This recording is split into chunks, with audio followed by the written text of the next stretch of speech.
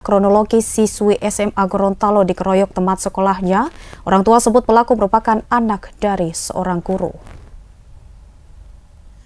Tragedi kekerasan di lingkungan remaja kembali mencoreng dunia pendidikan di kota Gorontalo. Seorang siswi kelas 11 SMA Negeri harus menelan pil pahit setelah diduga menjadi korban pengeroyokan brutal oleh 3 remaja perempuan. Kasus ini menjadi sorotan tajam setelah orang tua korban mengungkapkan fakta mengejutkan mengenai latar belakang pelaku.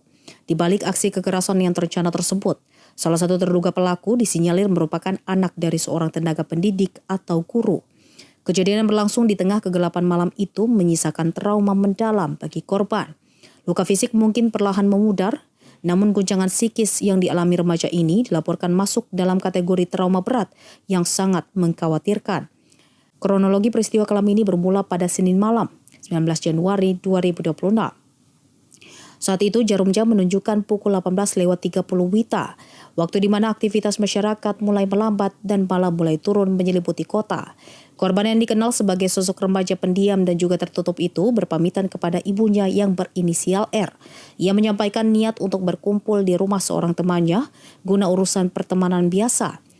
Tanpa sedikit pun firasat yang buruk, R mengizinkan putrinya untuk pergi. Baginya, sang anak hanya ingin menghabiskan waktu sejenak untuk bersosialisasi dengan rekan sebayanya.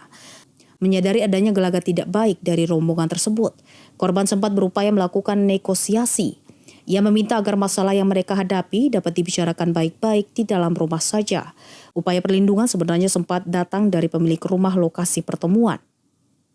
Pemilik rumah tersebut melarang rombongan remaja itu untuk keluar karena kondisi di luar sudah mulai gelap dan dianggap tidak aman. Akan tetapi saudara, tekanan dan juga intimidasi dari ketiga pelaku jauh lebih kuat. Mereka memaksa korban untuk ikut dengan alasan ingin menyelesaikan urusan di tempat lain yang lebih tertutup. Korban yang merasa terdesak dan berada dalam posisi tidak berdaya akhirnya terpaksa mengikuti kemauan para pelaku. Mereka beranjak menuju sebuah lokasi yang kelak menjadi saksi bisu aksi kekerasan tersebut. Tujuannya adalah sebuah lapangan di Jalan X Agus Salim. Tempat ini dipilih para pelaku karena lokasinya yang sepi dan juga minim penerangan, menjadikannya tempat ideal untuk melakukan aksi tanpa terlihat orang lain. Setibanya di lokasi saudara, intimidasi fisik langsung dimulai. Langkah pertama yang dilakukan para pelaku ialah menyita ponsel milik korban secara paksa. Tindakan penyitaan ponsel ini diduga dilakukan agar korban tidak memiliki akses untuk menghubungi siapapun atau meminta pertolongan darurat. Korban benar-benar terisolasi di bawah ancaman ketiga pelaku. Berdasarkan keterangan yang dihimpun saudara, pemicu awal dari pengeroyokan ini adalah masalah asmara.